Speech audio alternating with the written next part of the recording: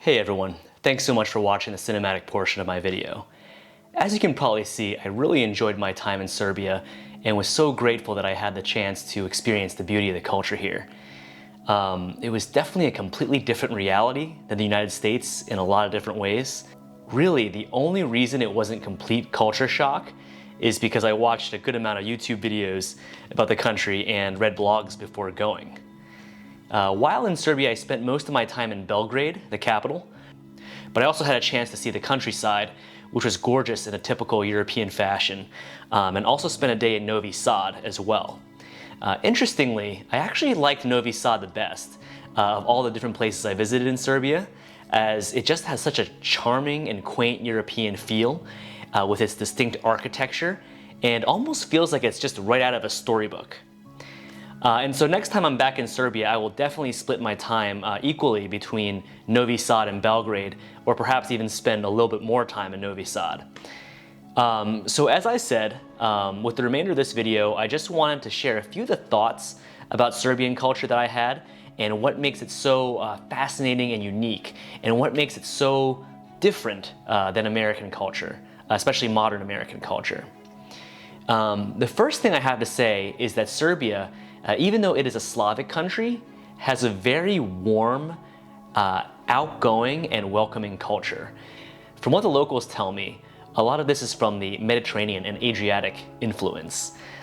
It may be grossly oversimplifying things, but my first thought after my first interactions was that they seem like a mixture of Russian, Greek, and Italian people, which is a pretty cool and unique combination.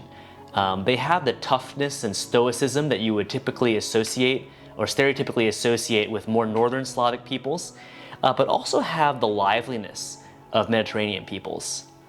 I have a few stories that actually illustrate this hospitality. My first night that I spent in Belgrade, the manager of what became my favorite restaurant asked me where I was from and what I was doing in Serbia. Then he literally just sat down next to me for 30 to 40 minutes and told me everywhere I needed to visit, not just in Serbia, but also in neighboring countries, including Hungary, Montenegro, Germany, and Italy. It was really incredible hospitality. Another night I was talking with another restaurant manager whom I befriended. When he found out that I had a huge passion for filmmaking and am just getting started in that field, he went out of his way to introduce me to a well-respected Serbian director who was also dining in the restaurant that night. He's someone who's very well accomplished in his country, having directed both independent feature films as well as television shows in Serbia, and really didn't have to give me the time of day. But instead, he actually invited me to spend a day on the set of his latest film, an indie horror flick. And that was just an absolutely amazing learning experience. And I just have to say that I will never forget the kindness of both of those guys. Another time I was in a grocery store and needed to buy some stationery. The older staff didn't really know too much English and had difficulty understanding me, but a really lovely young lady who was a local architecture grad student just stepped right in to help me and actually walked me to the nearest bookstore.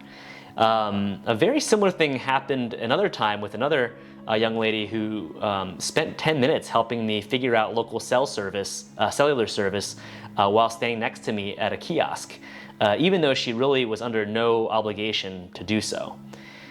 So I will be honest, I've lived in New York City for 3 years, and these kind of random acts of kindness would never happen in New York, and probably not even happen in a more friendly city like Chicago. Though it could possibly happen once in a while in a small town in the United States. I think that this kind of hospitality was only possible because Serbia is just such a small and cohesive country, and I thought it was just a really cool aspect of the culture. Of course, wherever you go, people are people, and there are always going to be exceptions and rude people no matter where you go. But overall, I'd say that Serbians are just a very welcoming people. The next thing I have to say ties in quite closely, and that is that male camaraderie is very strong in Serbia. I remember one time I was filming near the city center, and I saw this group of guys who were probably in their 50s and 60s who were dining together outside at a restaurant. These guys were all eating barbecue and drinking rakia, which is a Serbian plum brandy, and having a grand old time and just carrying on like a bunch of college guys. I don't really know the last time I've seen something like that happen in the States. I got the sense that these guys probably have been lifelong friends, and I was really impressed that they managed to keep their friendship so strong into their later years, even when they were all old and gray.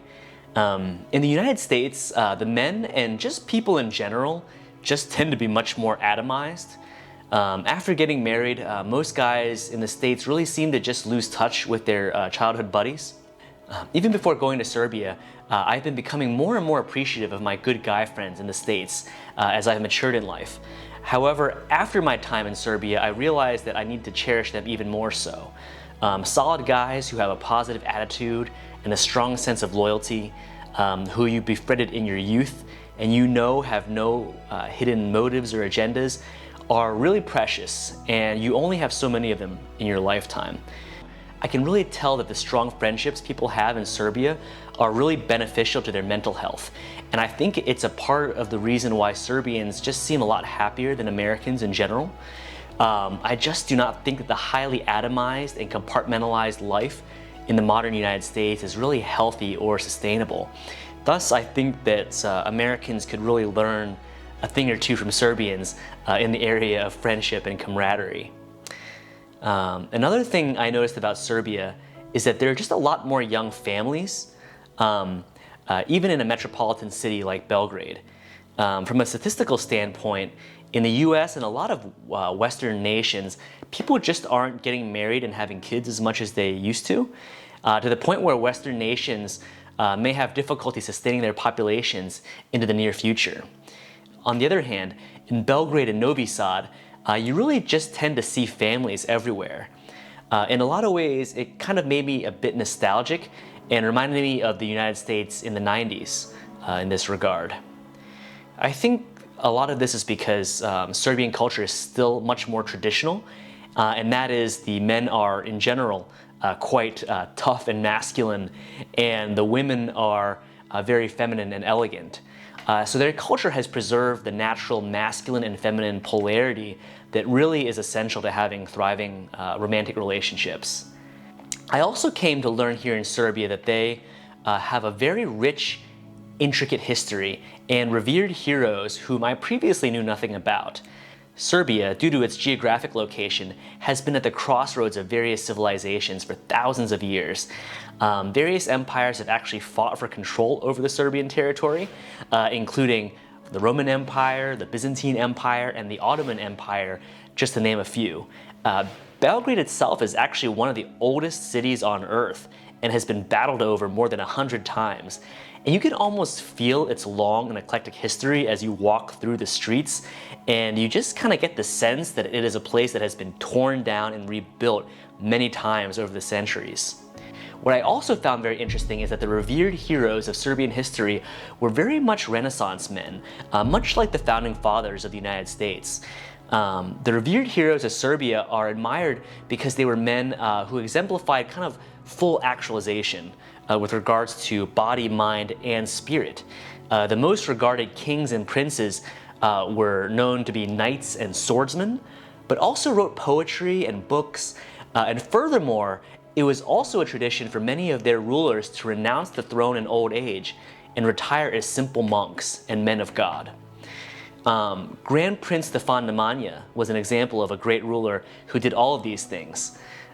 He united Serbia as a great warrior, became a wise statesman, and then relinquished his power at the end of life to become a man of God and live the rest of his life in a monastery. The Prince Laza led the Serbian army in the Battle of Kosovo against the Ottoman Empire, who had an army that outnumbered them by a factor of 3. From how the story was told to me, it really seemed like a 300-style battle in which the Prince Laza actually sacrificed his life. To this day, Prince Laza is venerated as a saint in their country. I personally am very patriotic and I love studying history, and I very much admire the heroes of my own country like Washington, Jefferson, John Adams, Andrew Jackson, and General Patton, just to name a few. As such, recently in my country, it was very upsetting to see rioters tear down a statue of President Thomas Jefferson in Portland and elsewhere attempt to do the same thing to a statue of President Andrew Jackson. I understand that no historical figures are perfect, but as an American who loves our constitutional ideals and is proud of our history, these two men are great heroes of mine, and showing such disrespect towards their legacy shows just how spoiled and ungrateful many Americans have become towards the men who fought, bled, and risked their lives to create a unique nation that is really designed to protect individual liberty and sovereignty. In Serbia, it's a very different story. The Serbian people in general are very tough, patriotic, and proud of their history, and I can almost guarantee you that no one in Serbia would dare disrespect the statue of Grand Prince Nemanja, and I really respect and admire that aspect of the country. Another thing I wanted to mention is that Serbians are overall just very unbothered, meaning they are pretty chill and low anxiety people. They just don't seem to sweat the small stuff, which is pretty refreshing. You know, I'm sure that there must be some Karens here and there in Serbia, but fortunately I did not encounter any. The next thing I want to talk about is the food. In general, I think Serbian cuisine is pretty standard European fare with lots of grilled meats and cheeses and breads. My favorite cuisine will always be Chinese, Italian, and South American food, just because it's more varied and has a lot of flavor. However, I must say what I loved about Serbian food is just how fresh and real the ingredients are. Big industrial farming has not yet taken over yet in Serbia, which means that overall, most of their food is naturally organic and of very high quality. If you visit the local farmers market, the produce is all huge and looks incredible. With such natural and high quality ingredients, even the simplest food can become quite the experience. When I was visiting a waterfall called Veliki Buk with a small group, we ordered a fresh baked loaf of round bread that we all shared. And I'll be honest, it was probably the best bread I ever had, even without any kind of butter or seasoning. It was just so delicious in terms of the aroma, the freshness, and the overall substance. The vegetables and meats are really very much the same way. As such, I think that this is one of the big reasons why Serbians just seem to look so robust overall, in addition to genetic factors, of course. On the other hand, in the United States, I think it is somewhat sad how fast food and packaged food have become the main staple of the American diet. And I think that this has, unfortunately, very much taken a toll on the health and the quality of life in the United States. The next thing I want to mention is the laid-back cafe culture in Serbia, which was prevalent all through Belgrade, but even more pronounced in Novi Sad. I absolutely loved how there were so many cute and charming little cafes everywhere in Belgrade and Novi Sad. The coffee is very high quality, and so are the non-caffeinated drink options, such as the fruit juices, which are really just made on the spot with just bunches of fruit. Even on weekday afternoons around 2 or 3 in the afternoon, it is very common to see these cafes just full of friends meeting up over coffee and just catching up for hours at a time. I remember one time I was working in an outdoor cafe and wanted to film a little bit of B-roll of myself. The place was full at the time, so I said, you know, I'll just do some writing and I'll wait for half an hour for someone to move and I'll set up my camera there. But the thing is, like, no one moved for an entire hour, and so I just ended up never getting the shot. Throughout the US, usually most of the coffee shops are part of the Starbucks chain, and people usually are rushing in and out instead of, you know, sitting and talking for extended periods of time. I think that this cool, chill cafe culture is probably a big part of many European countries and not exclusive to just Serbia. But I just liked how it was such a refreshing difference from what I've been used to experiencing in the States. I'd say that the only thing I didn't like about Serbia is that so many of the people smoke. Tobacco use is very common among people of all ages. It's very common that when you sit down in a restaurant, the first thing everyone does is light up cigarettes. It's unfortunate because if they didn't smoke, I think that Serbians would probably be some of the healthiest people on the planet, since their food is of such a high quality. And also they are quite physically active. Something else I noticed is that Serbians are very distinctly one cohesive people. First of all, Serbs have a very distinct look. Even myself, after spending less than a week, was able to quickly tell Serbians apart from Europeans who were visiting from other areas, like Germany or the UK. So when you visit Serbia, you really get the sense very quickly that they are one very small and closely knit nation. Because of this, there is just this air of familiarity between Serbians who are technically strangers to each other. For example, when I was in the airport waiting for my flight, I saw several Serbian American families who didn't know each other previously just strike up conversations, and after half an hour, it was almost like they were all old friends. Of course, there are some disadvantages to being such a small nation, namely obscurity. That is, not many people in the world know much about Serbia, including myself before I started researching Eastern Europe. But being small also comes with strong cohesiveness, which I think is a really cool benefit, which I think even Serbians themselves often overlook. Overall, it just seemed that Serbians are happier and more alive than most Americans. Interestingly, I got a very similar feeling when I traveled to Colombia a year ago as well. I'm sure there are a lot of reasons why this is the case, but I think that a lot of this is because Serbia still has a very pure culture and is still, for the most part, largely insulated from large American mega corporations.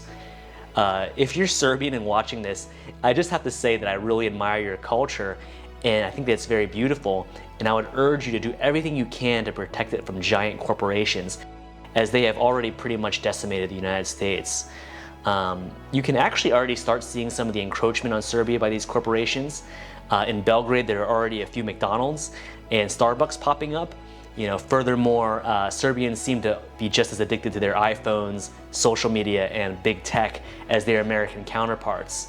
I don't want to be overly negative, but American corporations really tend to destroy everything they touch. You have to understand, they don't want you spending the afternoon in a family-owned boutique coffee shop having a long, deep conversation with your childhood friends. They want you to have a Starbucks in one hand, a Taco Bell in the other hand, rushing back to your cubicle to type frivolous emails and frivolous PowerPoints and attend frivolous meetings. They don't want you shopping at the cute, locally owned corner store. They want you shopping at Walmart and Amazon. They don't want you to be eating local pleskaviska, full of high-quality, locally raised ingredients, but eating artificial crap from McDonald's. So yes, I think that overall Serbians have a very lovely culture, and I'm very hopeful that they're able to preserve it, especially as these very powerful multinational corporations are attempting to extend their control over pretty much the whole world. Now, please keep in mind that though I'm critical of rampant American corporate greed that prioritizes profits over ethics, morals, and humanity, I'm not advocating in any way for the extreme opposite, which would be communism. In case you're wondering, I am Chinese American, and I am very much aware that communism led to the deaths of countless millions of Chinese, Vietnamese, Cambodians, Russians, and North Koreans, and caused generations of human suffering. And so, of course, I am very much against any kind of communist ideologies as well. What I am trying to say is that I admire very much how small, locally owned businesses still dominate much of Serbia. I think that it's very lovely how most of the food is sourced from locally owned family farms, how wines are produced locally by these adorable little family-owned vineyards, and how most of the restaurants and cafes are owned and operated by local entrepreneurs. It's just so much more intimate, real, and just more human. I think that this is a huge part of what makes Serbia a healthy and happy culture, and I hope Serbians will do everything they can to preserve that. As I said earlier, I really love the idea of the United States. I love the history, the founding principles, and the founding fathers. I'm from an immigrant family, obviously, and I'm very grateful for every opportunity the United States gave me. It's where I was able to earn a world-class medical education and made many lifelong friends. I'm grateful to have one of the most powerful passports in the world. I'm grateful that my native language is English, since it's the most widely spoken and sought after language in the world and is the most useful language for business and networking across the entire globe. However, I've just been disappointed in the US in recent times from a geopolitical and economic standpoint, mainly because I feel that it's drifting further and further away from the founding principles and constitutional ideals that made it a mecca for ambitious immigrants from all over the world. It's because I sensed that there was something deeply amiss with modern America that I wanted to see much more of the world and experience other cultures for myself. One of the reasons I wanted to start my journey in Serbia, and not a country like the UK or Australia, is because I wanted to experience a culture that was radically different from the US. I wanted to see life outside of the matrix, so to speak. And overall, I'm really grateful that I chose Serbia. While there is definitely no place on earth that is perfect, and every place has its own problems, there are a lot of great things about Serbian culture that are largely lacking in modern Western culture, and I am so glad I got to experience that firsthand. Lastly, I'd say that travel to Serbia is not necessarily for everyone. For most Americans, I think that the more popular tourist destinations like London or Paris would probably be better, since it would be a lot less culture shock. I do think, however, that there are specific groups of people who would really love this country.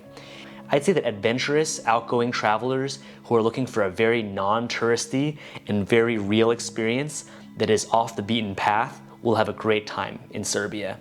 Furthermore, I also think that this is a great destination for creative entrepreneurs and for digital nomads. It's not quite as affordable as Southeast Asia or South America, but that said, Belgrade and Novi Sad are still much less expensive than any major cities in the US and offer a European experience with a much better quality of life than most digital nomad destinations in Southeast Asia. In the future, when I return to Novi Sad, I could just picture myself working in one of the outdoor cafes for hours on end, editing films and working on my writings. Honestly, I can't imagine a more idyllic work environment. Lastly, I think that this would also be a great destination for retirees. For a very affordable price, you get to experience European beauty and culture, a relaxed pace of life, and just very friendly people, most of whom speak excellent English. I obviously loved it, and will certainly be back again in the future. If you've watched all the way to the end, I really appreciate it. For those of you who are subscribed, please know that I am grateful for every single one of you. For those of you who are wondering about the future of the channel, keep in mind that I don't intend for this to be exclusively a travel channel. I think that travel is an awesome learning experience, but I personally think that endless travel is a bit exhausting, not sustainable, and not really in line with my longer term goals. My plan is to see the world for about 1 or 2 years, and then I will be splitting my time between the United States and whatever my 2 favorite locations happen to be, probably 1 South American country and 1 European country. My goal is to continuously develop my filmmaking skills as I move forward, and after a year or 2, we'll be focusing mostly on self-development content and purely cinematic and artistic works, as well as more ambitious projects that I'm currently writing. I do apologize that my videos often have varied styles and cover rather eclectic topics, as I'm very much trying to maximize my learning over these coming years by experimenting as much as I can and essentially going wherever my passion leads me. Thanks again for watching. I really appreciate every single one of you who like and subscribe, and I'll see you again in the next video. Bye-bye.